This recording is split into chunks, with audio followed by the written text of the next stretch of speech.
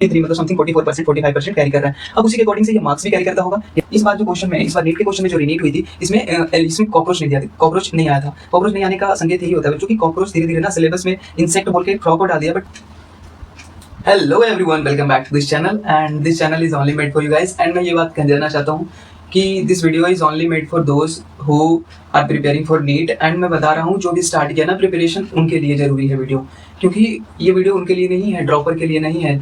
मैं हमेशा ना बेसिक से बता रहा हूँ कि कैसे कौन कौन से चैप्टर हैं, कौन कौन से हमारे जियोलॉजी में, कौन कौन से बॉटनी में। मैंने एक प्रीवियस वीडियो बनाया था जिसमें कि बॉटनी के रोड मैप नाम से है, उसको मैंने बॉटनी के पूरे चैप्टर्स को और उसके अंदर जो इंपॉर्टेंट टॉपिक्स को उसको बताए गए हैं, और कौन से चैप्टर को कब पढ़ना है उसके बारे में भी बताया गया है। ठीक है, तो मैं उन लोगों को पहले ही कह देता हूँ कि जो लोग ड्रॉपर हैं या फिर जो लोग पहले से बहुत कुछ पढ़ चुके हैं वो ना देखें। ठीक है, जो लोग फ्रेशर हैं, जो लोग बढ़िया अच्छा खासा प्रिपेयर करना स्टार्ट कर रहे हैं और जिन्हें पता नहीं है कि करना क्या होता है, तो मैं उनके लिए एक बेसिक से एक रोड मैप के थ्रू एक स्ट्रैटेजी देना चाहता हूँ, ताकि वो बच्चे वो पढ़े जो ज़रूरत है और जो नीट के पॉइंट ऑफ व्यू से इम्पोर्टेंट है। ठीक है, तो मैं यहाँ देखता हूँ कि जब मैं बायोलॉजी को कवर कर रहा हूँ ना, तो मैं बायोलॉजी को नीट में जब हम जियोलॉजी का देखते हैं तो पहले नंबर ये जियोलॉजी कितना मार्क्स कैरी करता है बच्चों। तो जियोलॉजी जो 14 चैप्टर टोटल हैं, बॉटनी कितने हैं 18 चैप्टर, जिसमें दो पार्ट में हम लोग क्या किए, दो पार्ट में इसको डिफ्रेंशिएट किया, एक बॉटनी और एक जियोलॉजी। ठीक है, अब जियोलॉजी में कितने चैप्टर्स हैं, तो 14 चैप्टर्स हैं, जो कितने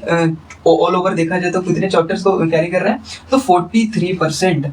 मतलब पूरे बायोलॉजी के सिलेबस का 43%, 32 चैप्टर्स टोटल है, इसमें 14 चैप्टर इनका है। ठीक है, जियोलॉजी का, और उसमें 43%, 43 मतलब समथिंग 44% 45% कैरी कर रहा है। अब उसी के अकॉर्डिंग से ये मार्क्स भी कैरी करता होगा, ये तो आपको वहां से पता चल जाएगा। ठीक है, आप देखिए कि जब हम इसको क्या करें, इसी को जियोलॉजी को हमने क्या किया, 11th क्लास और क्लास 12th में भी हम इसको क्या कर सकते हैं, डिफ्रेंशिएट कर सकते हैं। बट क्लास 12th का मैं भी बताऊंगा, पहले आप 11th की क्लास को देखो। ठीक है, आप 11th क्लास में जब जाओगे पढ़ने के लिए, तो जियोलॉजी कहाँ से स्टार्ट होती है, जब भी टीचर स्टार्ट करते हैं तो कहाँ से स्टार्ट करते हैं, स्ट्रक्चरल ऑर्गेनाइजेशन इन एनिमल्स। ठीक है, अब ये सबसे बेसिक चैप्टर है, सबसे बेसिक चैप्टर जो कि एनिमल टिश्यू को कैरी करता है। ठीक है, एनिमल टिश्यू, और इसमें फ्रॉग्स, जो कि सबसे कह लेना तो क्वेश्चन आने का चांस वहीं से होता है। नीट 2026 में बच्चों मैं कहता हूँ, नीट 2026 में टोटल कितने क्वेश्चन इससे आए थे। एनिमल किंगडम मैंने यहाँ लिखा, और जो स्ट्रक्चरल ऑर्गेनाइजेशन मैंने यहाँ पे नहीं लिखा वो मैं लिख दूंगा। मैं बता रहा हूँ, इससे फ्रॉग से 2 क्वेश्चन आए हैं, और वो बेसिक क्वेश्चन आए हैं कि फ्रॉग कैसे डिफ्यूजन शो करता है अपने वाटर में, कैसे वो रिस्पायरेटरी, उसके सिस्टम्स क्या हैं, वाटर में कैसे रिस्पायर करते हैं। ठीक है, या फिर उसके बॉडी सरफेस से रिस्पायरेशन होती है, CO2 O2 का कैसे ट्रांसफर होता है, तो उसके जो रिस्पायरेशन जो मैकेनिज्म्स है ना, वो जब लैंड पे होता है तो कैसे होता है, तो फ्रॉग वाला टॉपिक से आता है। तो frog is very important in that particular chapter. तो इस पर्टिकुलर चैप्टर में क्या क्या इंपॉर्टेंट है, सबसे पहला तो एनिमल टिश्यू, सबसे पहला क्या जरूरी है, एनिमल टिश्यू, एंड दूसरा जो फ्रॉग। इस बार जो क्वेश्चन में, इस बार नीट के क्वेश्चन में जो रीनीट हुई थी, इसमें कॉकरोच नहीं दिया था, कॉकरोच नहीं आया था। कॉकरोच नहीं आने का संकेत यही होता है बच्चों कि कॉकरोच धीरे धीरे ना सिलेबस में इंसेक्ट बोल के फ्रॉग को डाल दिया, बट कॉकरोच को कुछ नहीं लिखा है। तो मे भी हो सकता है कि अब कॉकरोच को नेग्लेक्ट किया जाए, बट इसके प्रीवियस ईयर के ट्रेंड में देखोगे, ये 2026 को छोड़ करके उसके पहले वाले ट्रेंड को देखोगे, तो फ्रॉग से कम, और फ्रॉग तो अभी अभी मतलब इंक्लूड किए थे ये 2 सालों में, बट उससे पहले ना ज्यादातर कॉकरोच पे आते थे सवाल। तो कॉकरोच भी आप नेग्लेक्ट मत करना, बट पढ़ लेना, लेकिन अभी सबसे ज्यादा इंपॉर्टेंट चल रहा है फ्रॉग।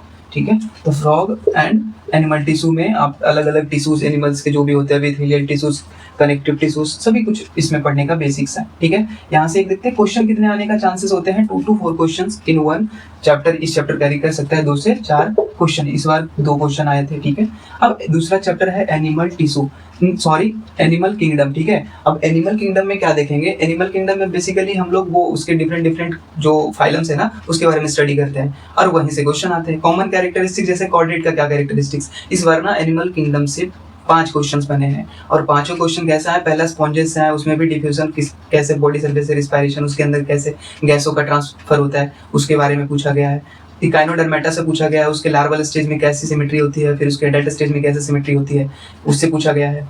और बहुत सारे इकाइनोडर्मेटा हो गए। फिर जो होता है ना कि वर्टेब्रेट। ओके, तो वर्टेब्रेट कोई है तो उसका क्या कैरेक्टरिस्टिक्स हैं उसके बारे में स्टेटमेंट में दे दिया गया, 4 स्टेटमेंट, उसके बारे में हमें समझ के उसको फाइंड आउट करना है कि which one is correct and which one is wrong. ठीक है, तो वैसे करके ना इस चैप्टर से आ जाते हैं, कितने चैप्टर्स आ जाते हैं, 4 से सॉरी कितने क्वेश्चंस आ जाते हैं, 4 से 5 क्वेश्चंस आ जाते हैं। 4 से 5 क्वेश्चंस में 5 क्वेश्चन इस बार आए थे। ठीक है, तो ये बहुत ही इंपॉर्टेंट हो जाता है। और जब हम इसकी बात करें नेक्स्ट, अब यहाँ से जो स्टार्ट होती है ये पूरी यूनिट, इसको हम बोलते हैं फिजियोलॉजी।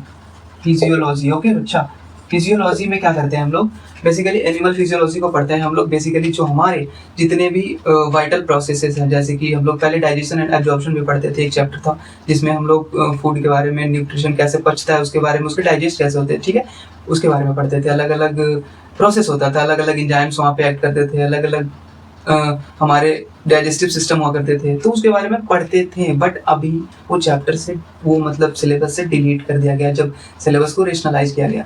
लेकिन अब क्या क्या है, तो सॉरी मैं ये इसलिए बता रहा हूँ ताकि आपको ना क्लियर रहे, आप सिलेबस देखो तो ये भी समझ जाओ कि ये चैप्टर नहीं था और ये अभी इंक्लूडेड है और रिसेंट सिलेबस के अनुसार पढ़ो। ठीक है, तो इसके बारे में अब दूसरा ये जो है ना, यहाँ से ब्रीदिंग एंड एक्सचेंज से स्टार्ट किया गया, रिस्पायरेटरी सिस्टम है ये बेसिकली, जिसमें कि वो ह्यूमन रिस्पायरेशन और शुरू में स्टार्टिंग में जो ब्रीफ दिया हुआ है ना, अलग अलग एनिमल्स, जो डाइवर्सिटी इन एनिमल्स है उनमें कैसे रिस्पायरेशन होता है, एंड फिर एनिमल्स के बारे में पूरा मैकेनिज्म्स दिया गया है। तो मैकेनिज्म्स के सीक्वेंस पे ध्यान रखना, और उसमें डायग्राम्स बने हुए हैं, डायग्राम्स को ध्यान रखना, और टेबल्स में भी जो भी डेटा मेंशन्ड है उसके बारे में ध्यान है। ठीक है, वही, क्योंकि मैच द फॉलोइंग आते हैं, ऐसे आते हैं। लेकिन इस बार ना breathing and exchange of gases से एक भी क्वेश्चन नहीं बना, ऐसा कुछ देखने में आया है ट्रेंड का, एक भी क्वेश्चन नहीं बना। अब इसमें लेकिन आने के चांसेस 1 to 2 क्वेश्चंस ऑलरेडी। ये पूरा फिजियोलॉजी का यूनिट ना पूरी हाई वेटेज का है। ठीक है, पूरे 11th का हाई वेटेज का ये है, एनिमल किंगडम है। एनिमल टिश्यू जो है 1 से 2 क्वेश्चन कैरी करता है, वो भी उसी टॉपिक से जो कि फ्रॉग है, या फिर लास्ट में कुछ टिश्यूज को तो आप कवर कर सकते हो इसके पर्टिकुलर फिजियोलॉजी में भी, इसीलिए वो टिश्यू यहाँ से नहीं पूछते ज्यादातर एक सेग्रीगेटेड टॉपिक जो इसमें इंक्लूडेड है वो फ्रॉग्स, कोई ऑर्गेनिजम्स दे दिया। ठीक है, फ्रॉग ही है हमारा सिलेबस में। ओके, अब बॉडी फ्लूइड एंड सर्कुलेशन देखा जाए तो जो कि सर्कुलेटरी सिस्टम है उसमें हम लोग 1 से 2 क्वेश्चन को एक्सपेक्ट करते हैं। ठीक है, इस बार 2 क्वेश्चन आए थे, इस बार आए थे वही जो मैकेनिज्म्स होता है ना, कोगुलेशन मैकेनिज्म, फाइब्रिन प्रोटीन्स, तो वैसे करके एक क्वेश्चन बना था। और दूसरा क्वेश्चन बना था कि जो right atrium and right ventricles के बीच में जो वॉल्व होते हैं ना, उनका नाम पूछ दिया गया था। तो ऐसे करके ना हम जब भी पढ़े ना तो कॉन्सेप्चुअली और याद करें, क्योंकि वो रिविजन नहीं करोगे ना भूल जाओगे, याद जरूरी है करना।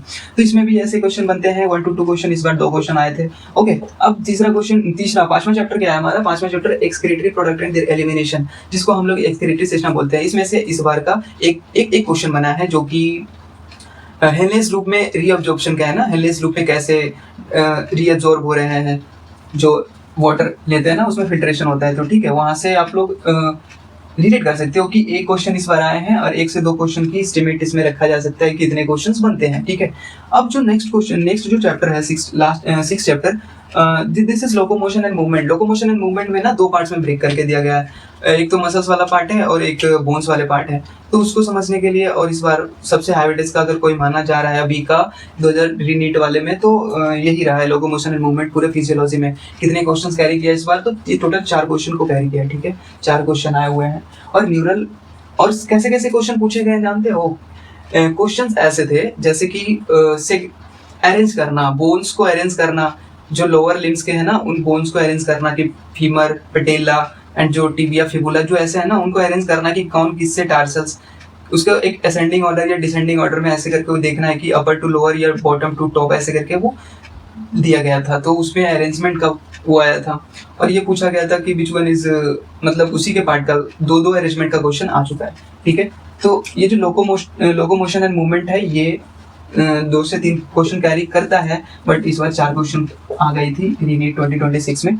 और जो ये है न्यूरल कंट्रोल एंड कोऑर्डिनेशन, जब 7वां चैप्टर देखा जाए तो ये भी इंपॉर्टेंट, न्यूरॉन्स वगैरह के बारे में पढ़ना है, कैसे मैकेनिज्म्स, कैसे जो ट्रांसफर होती है, एसिटाइलकोलिन वगैरह, ये सभी इंपॉर्टेंट इसी के अंदर का हम अभी ब्रीफली आपको बता रहे हैं। अगर एक चैप्टर के बारे में ब्रेकडाउन चाहिए आपको तो कमेंट कर दीजिएगा। बाकी अगर यहाँ तक मैंने, इसीलिए एक चैप्टर को मैं इतना ब्रेकडाउन नहीं कर सकता अभी, बस मैंने बेसिकली ये क्या क्या न्यूरल कंट्रोल एंड कोऑर्डिनेशन ये लिखा, और मैंने आपको बोल के बता दिया कि इसमें क्या क्या इंक्लूडेड है, मेन टॉपिक जहाँ से क्वेश्चन आते हैं, ठीक है। 1 से 2 क्वेश्चन एक्सपेक्टेड होते हैं, कभी एक आते हैं, कभी 2 आते हैं।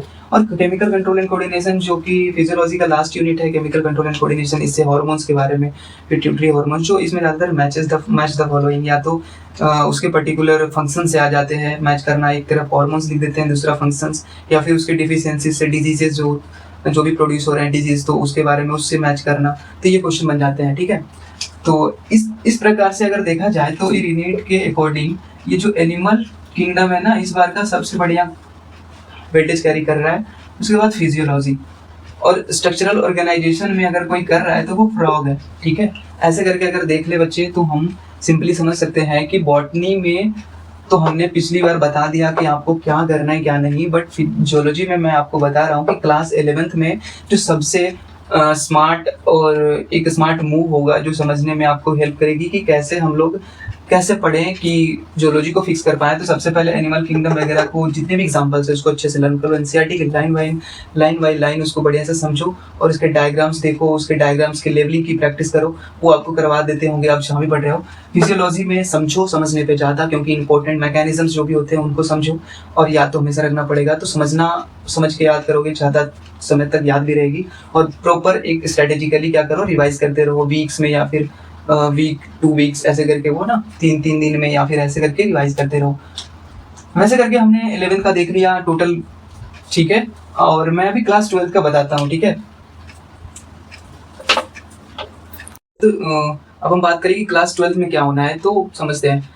जब क्लास 12 में देखते हैं तो उसमें भी जो चैप्टर्स हमारे क्लास 11 के, जो रिप्रोडक्शन यूनिट से स्टार्ट होता है, ठीक है। अब रिप्रोडक्शन यूनिट से क्या स्टार्ट होता है, तो सबसे पहले ह्यूमन रिप्रोडक्शन वाला सबसे मोस्ट इंपॉर्टेंट चैप्टर है जो कि जियोलॉजी में है, और ये इससे नीट 2026 में हमारे पास 5 क्वेश्चन बने थे। 5 क्वेश्चन बहुत ज़्यादा है, ठीक है। 5 क्वेश्चन कैसे बने थे, और वो भी सिंपल सा सवाल। वो पूछ रहे हैं कि स्पर्म्स के जो मूवमेंट है वो कैसा है, फ्लैजिलर मूवमेंट है, ये आपको ऑप्शन में दे दिया गया, वन लाइनर। बहुत ही इजी सवाल था, बहुत ही अच्छा सवाल था, और बहुत ही इजीली आप लोग कर पाएंगे अगर बढ़िया से पढ़े तो। और ये भी ध्यान रखिएगा कि वो जो उसमें डायग्राम्स जो है ना, और वो जो ग्राफ्स हैं, एलेक्सर्स वगैरह, जो ओव्यूलेशन है, ये भी देखिएगा। और जो ओव्यूलेशन के दौरान जो ओवम के जो कवरिंग्स होती है उनके बारे में भी पूछा गया।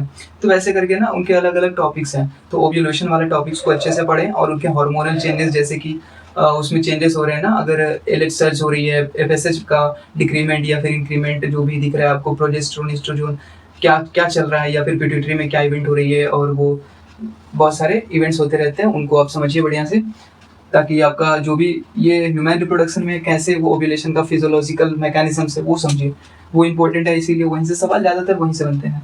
तो 3 से 4 क्वेश्चंस एक्सपेक्टेड माना जाता था, बट इस बार 5 सवाल आए हैं। ऐसे भी ये चैप्टर्स ऑलमोस्ट सारे चैप्टर से हाई वेटेज कैरी करता है, जितने भी क्लास 12 के चैप्टर्स होते हैं वो हमेशा हाई वेटेज के होते हैं। तो क्लास 12 में यही आता है। पहला तो हमारा ह्यूमन रिप्रोडक्शन, जो 3 से 4 एक्सपेक्टेड क्वेश्चंस आ सकते थे, बट हमारे पास नीट 2026 में जो रीनीट हुई थी वो 5 क्वेश्चंस बने थे, ठीक है। अब ये जो रिप्रोडक्टिव हेल्थ है, रिप्रोडक्टिव हेल्थ इसे कहा जाता है एसटीडी वाले चैप्टर हैं। एसटीडी जो सेक्सुअली ट्रांसमिटेड डिजीजेस हैं उसके बारे में तो आपको समझना होगा कि which one is sexually transmitted disease. उसको इस बार 2 क्वेश्चन बने थे ना, तो उसमें एक क्वेश्चन ये था कि कौन सा एसटीडी है या नहीं, तो उसमें एक आपको दे दिया जाएगा जो कि एसटीडी नहीं होगा, उसको फाइंड आउट करके उसमें मार्क करना होगा। तो इजी है, 2 से 3 क्वेश्चन एक्सपेक्टेड होते हैं, बट इस बार कितने आए थे, 2 क्वेश्चंस आ गए थे। तो जो एक्सपेक्टेशंस है उस पे कुछ ना कुछ मोर और लेस उसी के पास में आ रहा है, कोई कभी 1-2 क्वेश्चन ज्यादा आ रहे हैं, कोई कम आ रहे हैं, बट उसी के अराउंड वो वेरी कर रहा है। ओके, सो इवोल्यूशन में देखा जाए तो इवोल्यूशन में 2 से 3 एक्सपेक्टेड होते हैं, बट जानते हो कितना आया रीनीट में? 6 क्वेश्चन आए टोटल 6, मतलब 36 नंबर, सॉरी 4 नंबर कैरी करता है 1 क्वेश्चन, तो 24 मार्क्स एक चैप्टर से, और वो भी इजी।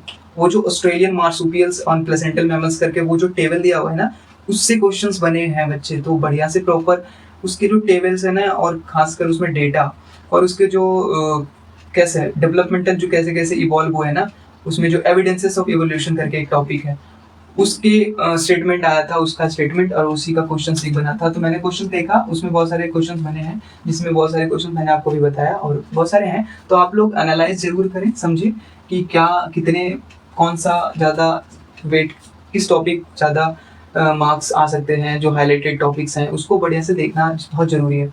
इवोल्यूशन से मैंने बताया 2 से 3 क्वेश्चन आने का होता है, बट 6 क्वेश्चन बने। और biotechnology it and its principle and process and its application, ये दोनों बायोटेक 1 एंड बायोटेक 2 पार्ट ऐसे करके पढ़ाते हैं टीचर्स।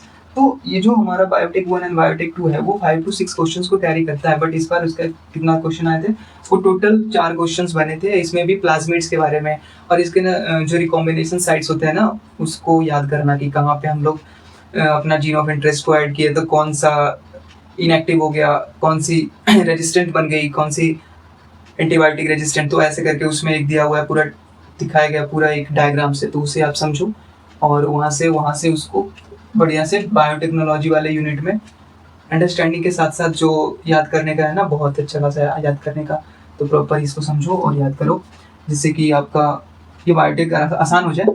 और लास्ट में बचता है ह्यूमन हेल्थ एंड डिजीज, जो कि किस यूनिट से आता है, तो biology in human welfare unit से आता है। इसमें 2 चैप्टर्स होते हैं, एक चैप्टर बॉटनी में चला जाता है, दूसरा हमारे यहाँ पास एक माइक्रोब्स इन ह्यूमन वेलफेयर जो बॉटनी में पढ़ते हैं और ह्यूमन हेल्थ एंड डिजीज में पढ़ते हैं। तो इसमें जो मलेरियल पैरासाइट्स का वो होता है ना लाइफ साइकिल, वहाँ से क्वेश्चन बनते हैं।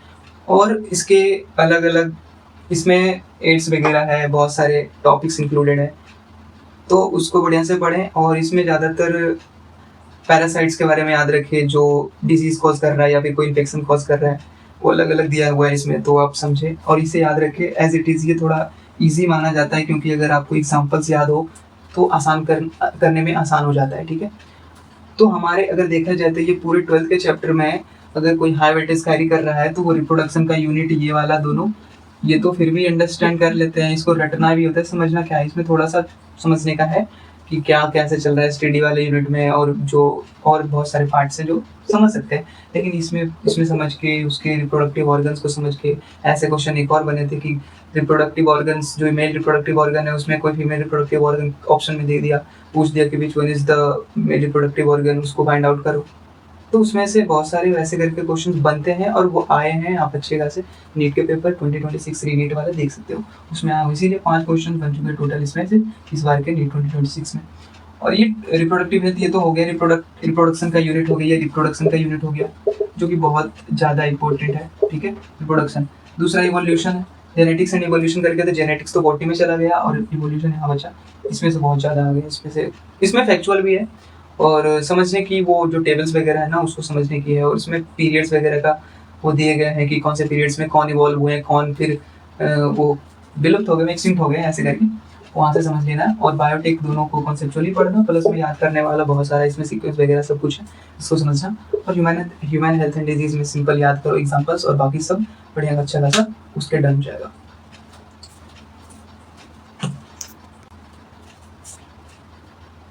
एट द एंड यही कहूँगा कि जो हमारे पास जो फोकस एरिया रहने वाला है जियोलॉजी के लिए, वो कुछ इस प्रकार से रहेगा कि फोकस एरिया हमें हाई वेटेज के चैप्टर पे देने हैं। और अभी भी अगर मैं कहता हूँ ना कि लास्ट में भी अगर आप जब लास्ट फेज में भी जाओगे ना, अगर आप किसी वजह से किसी रीज़न से आप नहीं कर पाए पूरा जियोलॉजी, बट ये इतना कर लिए ना 4 चैप्टर जो भी हमारे इंपॉर्टेंट है, ये पूरा यूनिट ऑलमोस्ट यही है, पूरा यूनिट पूरा जियोलॉजी यही है जिससे कि क्वेश्चंस बनते हैं।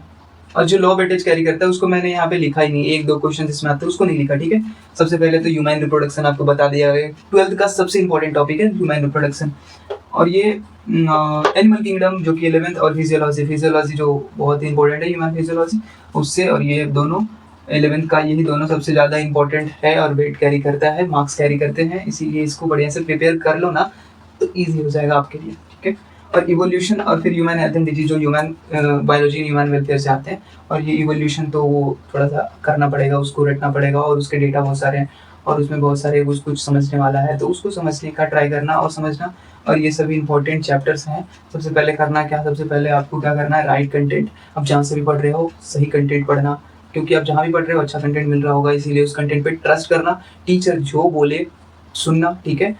फर्स्ट थिंग पहले कंटेंट सही होना चाहिए, दूसरा कि टीचर्स जो बोले वो सुनना, क्योंकि एक्सपीरियंस है ना, एक्सपीरियंस से वो बहुत सारे बच्चों को पढ़ा चुके हैं, एक्सपीरियंस से उनके पास जो भी नॉलेज आई है वहाँ पे भी अप्लाई करेंगे, तो उसमें आप कुछ भी मत करना, जो बोलेंगे ट्रस्ट करो और बढ़िया से सिलेक्शन उसी से होता है, ठीक है। राइट कंटेंट होना चाहिए, गुड क्वेश्चन प्रैक्टिस वो देते होंगे, क्वेश्चन वगैरह देते होंगे। एनसीईआरटी रीडिंग तुम्हें खुद से करनी है, एनसीईआरटी की जितने भी डेटा, जितने भी टेबल, जितने भी लाइन बनते हैं, एनसीईआरटी के स्टेटमेंट बनते हैं, वो तुम्हें करना ही होगा, ठीक है, वो तो करना ही होगा। एनसीईआरटी को तुम अवॉइड नहीं कर सकते, नेगलेक्ट कर ही नहीं सकते, क्योंकि विदाउट एनसीईआरटी हम लोग बायोलॉजी को सोच ही नहीं सकते कि नीट में कुछ होगा। बिना एनसीईआरटी के बायोलॉजी के बारे में सोचना है, वो भी नीट एग्जामिनेशन में, तो कुछ नहीं हो पाएगा, ठीक है। फिर पीवाईक्यू अगर एनालिसिस आपको आती है, अगर समझ में आता है, ट्रेंड एक दिखता है, पता चलता है कि क्या चल रहा है, और नहीं तो आपको टीचर्स बता देते हैं कि क्या पढ़ना है, ठीक है। ये बेसिकली वही था, ये एनालिसिस ही है कि अच्छा ये इतना इतना आ रहा है, ये आने की प्रोबेबिलिटी है। अब मैंने एक बात और कह देना भी चाहता हूँ कि जो टॉपिक्स मैंने बोला कि इस टॉपिक से अभी नहीं आ रहे, ऐसा ज़रूरी नहीं है कि हर बार इस बार से नहीं आए। हो सकता है इस बार इस टॉपिक से क्वेश्चंस जिस टॉपिक से आए, नेक्स्ट टाइम उससे ना होकर के जो बचे हुए टॉपिक्स हैं उनसे आ जाए। तो कुछ भी हो सकता है, हमें टॉपिक कवर करने हैं सारे, लेकिन होता है ना एग्जामिनर का माइंडसेट कि जो आ रहा है, जो प्रॉपर पहले से टॉपिक से डिसाइडेड है और पहले से आ रहा है, तो वहां से आ रहा है, तो बच्चे को वहीं से किसी क्वेश्चंस को और थोड़ा घुमा फिरा के अगर दे दिया जाए तो हो जाता है, क्वेश्चन सेट हो जाते हैं। तो वैसे करके वो बनाते हैं क्वेश्चंस को।